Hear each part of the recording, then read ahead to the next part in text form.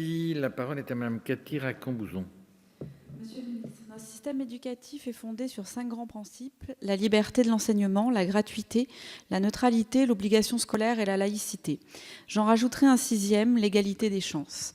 L'école de la République doit permettre à chaque élève de construire son avenir et de prétendre occuper toutes les positions sociales. Et c'est l'un des objectifs du gouvernement et des parlementaires de La République En Marche, de garantir la réussite de tous nos enfants et l'excellence de chacun. C'est ainsi, Monsieur le ministre, que vous avez engagé de nombreuses réformes.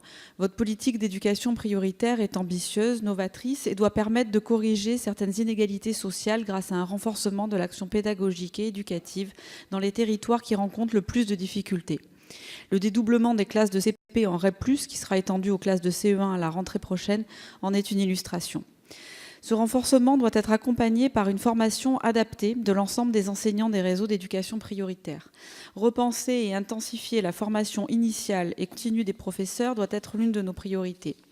Outre l'apprentissage disciplinaire, les enseignants doivent notamment apprendre à apprendre et maîtriser la pédagogie différenciée afin de s'adapter aux besoins de chaque enfant. Les troubles de l'apprentissage qui pénalisent les enfants dans leur progression doivent également pouvoir être détectés au plus vite par les enseignants pour adapter le parcours de chacun. Ainsi, il est nécessaire de renforcer leur formation en la matière, mais également de les accompagner par un personnel spécialisé et dédié à cette tâche. Renforcer l'action pédagogique et éducative, c'est aussi permettre le recrutement de profils variés et complémentaires et d'éviter le turnover des enseignants dans certains établissements afin de stabiliser les équipes et construire un projet pédagogique dans la durée. C'est pourquoi il est nécessaire de renforcer leur attractivité en revalorisant notamment les salaires des personnels affectés en zone REP+, comme vous le proposez avec la mise en place progressive de la prime de 3 000 € par an. Aussi, Monsieur le ministre, pouvez-vous nous éclairer sur le dispositif de formation des enseignants en REP+, et plus globalement sur votre future réforme de la formation des professeurs? Et pouvez-vous également nous confirmer que la revalorisation de l'indemnité des enseignants dans ces zones sera effective en 2018? Je vous remercie. Merci. Monsieur le ministre, vous avez la parole.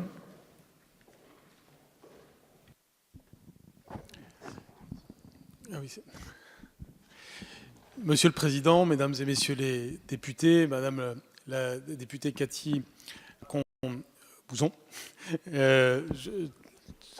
cette question est importante et en lien avec les questions précédentes là aussi, puisqu'elle nous permet de préciser la question non seulement du recrutement et de la formation, mais aussi de leur cohérence avec les enjeux que nous avons en matière d'éducation prioritaire. On pourrait affirmer en premier lieu que la formation pour enseigner en éducation prioritaire est une formation qui, de toutes les façons, vaut pour tous les enseignants, parce que ce que l'on sait faire en éducation prioritaire vaut pour l'ensemble de l'éducation. Je pense, en disant cela, à tous les enjeux de formation autour de la personnalisation des parcours, de la prise en compte des spécificités de tous ordres des élèves.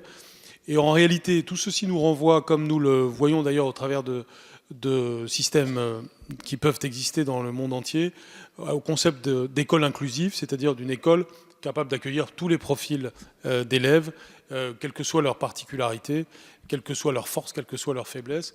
C'est évidemment un enjeu pour l'école républicaine. Ceci rejaillit sur la formation. Cette formation doit de plus en plus faire droit à cette capacité pédagogique à suivre toutes les spécificités des élèves. Elle nous en renvoie aussi à un sujet de valorisation des carrières lorsque l'on exerce en éducation prioritaire. C'est pourquoi, bien entendu, nous accomplirons l'engagement présidentiel d'une prime spécifique en réseau d'éducation prioritaire. Nous sommes en discussion actuellement avec les organisations syndicales pour définir à quelles conditions et de quelle façon une telle prime pourra être élaborée, mais elle aura lieu, et elle aura lieu non pas seulement pour encourager le fait d'être en éducation prioritaire, ce qui n'est pas une fin en soi, mais réellement pour accompagner la réussite en éducation prioritaire. Et de ce point de vue-là, les évolutions qui auront lieu dans les temps futurs seront des évolutions qui permettront de récompenser la réussite en éducation prioritaire. L'éducation prioritaire, on devrait être fier de pouvoir en sortir. On devrait être fier d'avoir des mécanismes qui nous permettent de faire réussir et parfois justement de faire évoluer. C'est d'ailleurs ce qui se passe dans un certain nombre de cas. Je pense que les prochaines questions me permettront de préciser ma pensée. La parole